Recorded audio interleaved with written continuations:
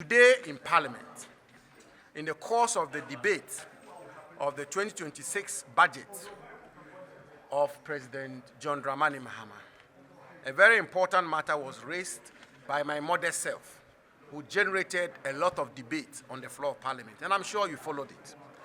This relates to first, whether or not the government of President Mahama is going to purchase 2 presidential jets and 4 helicopters. And secondly, how much it is going to cost you and I, the taxpayers of our country. We find it necessary to set the facts straight and to lay it all bare, ultimately in the interest of our country. We do this so that eventually we can make the best decision which will serve the interest of Ghana. And so I then proceed to refer all of you to paragraph 136 of the budget, page 136 of the budget statement presented to the House by the Finance Minister, Honorable Dr.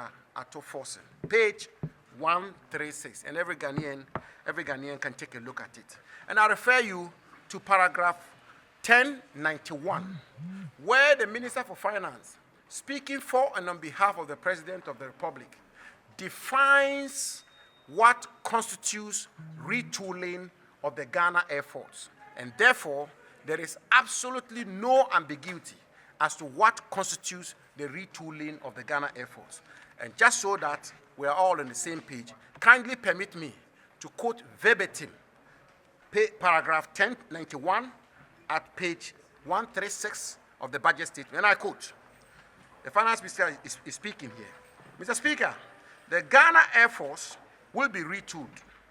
Beginning 2026, the government of Ghana will begin the procurement processes for the acquisition of 4 helicopters, 1 long-range presidential jet, and 1 medium-range presidential jet.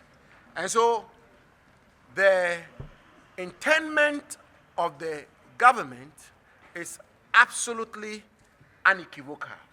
It's expressly clear and is explicit as captured at page 136, paragraph 1091, where the Finance Minister himself has indicated to Parliament that the government intends to purchase 4 aircrafts, 4 helicopters, 1 long-range presidential jet, and 1 medium-range presidential jet. That is captured clearly, so there's no ambiguity about it. Governance is about transparency, and governance is about accountability. And we, members of the minority in Parliament, our constitutional obligation bestowed on us by you, the good people of Ghana, is to hold the government of the day accountable. The decision ultimately will always be yours, the Ghanaian people. But our duty is to interrogate, examine, analyze, and put out the facts so that you, the Ghanaian people, will appreciate how your taxes are being spent and how the public exchequer is being managed. And these are the facts. We have established 2 fundamental issues which became subject matters of contention today in Parliament. 1, that the government is purchasing 4 helicopters and purchasing 2 presidential jets. 2 is that the government is going to spend a whooping 13 billion plus Ghana cedis to purchase these 6 aircrafts, and which is about 1.2 billion United States dollars.